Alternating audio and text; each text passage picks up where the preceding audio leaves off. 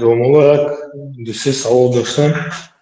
حاضر یک برادر مثلا این قربانی سوال دادن. من هم یک چیز رو فهمیدنی هستم که همین وقتی قرضدار باشی انا قربانی کردن درست است یا نه؟ قرضدار کن چه خیلی قرضدار دیده میشد. مثلا یک آدم $100,000 قرض مثلا دارد لیکن $900,000 دیگه با پول دارد. قرض همه وقت قرضدار است. بعضی تاجرها برای اینکه بار به نسیه میگیرد، یعنی که مفتی فریب میتید. مفتی به معنای آدمی که فتوا میتید، به سوال و جواب میده و فریب میتید. چه خیلی من قرضدار هستم کنم یا نکنم؟ گفت اگر نه قرضدار باشی نکن. مراد مفتی این که واقعا یعنی از صفر پایان باشی.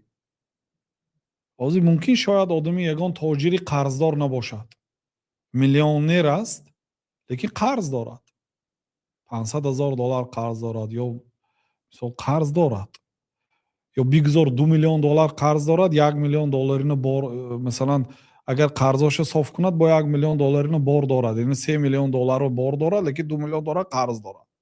خب این گوسپند $100 است یا $200 و نخواد که همینه میپرسد. مثال یعنی که قرضدار این کلمه یعنی که مجمل است.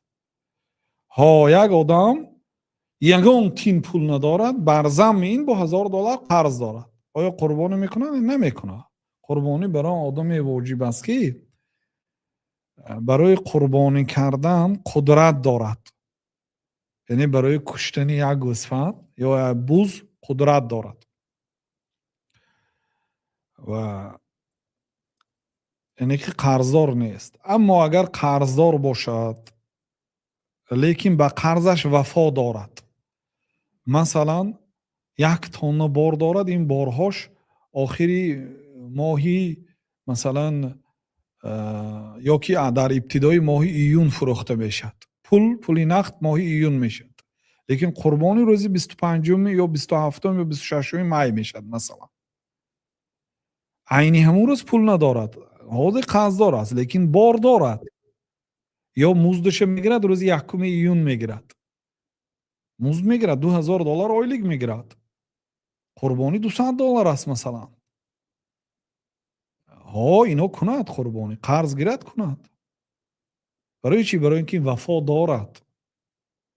حتی لیکن واجب نیست، میگم بعضی علما مادامی که قرضدار باشد واجب نیست. لیکن یک آدم گوید که من به این دستور شریعت عمل میکنم، حتی قرض گرفته باشدم این کارا میکنم، گوید یقین باوری ایمان دارد که الله تعالی عوضی نگ میدهد، کند. چون که الله تعالی حتما این آدم یعنی که دستگیری میکند، دعاش اجابت میکند. کوشش کنید برادرها به همه دستورهای الله تعالی عمل کنید، ناترس شوید، بخیلی دور کنید. من این دهه اول آمده ایستاده است. نیت کنید برادرها، یعلم الله فی قلوبکم خیرا یؤتکم خیرا. اگر الله تعالی در قلب شما نیکی را بیند نیکی میدهد. نیت کنید، اون کوشش کنید. مثلا برادر و خواهرها قربانی کردنی نیستن امسال، پرسید خیش و تبارای قربانی میکنید؟ اون نه نمیکنیم. گفت چرا؟ خیلی مشکلی داریم.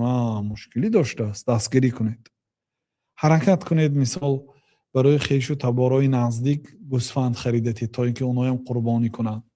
به هر حال برادرها مسئله قرضدار اگر مسئله شون قرضدار رو من قربانی کرده میتونم یا نمیتونم،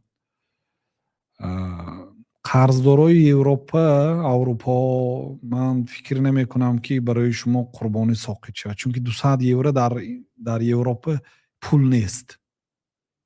یک روز کار میکنید بیا میآوید. برای همین یا یک اشتراف کنندگر گیی €200 اشتراف میکنه. برای همین مردم اروپا شاید عذر نداشته باشند در قربانی نکردن.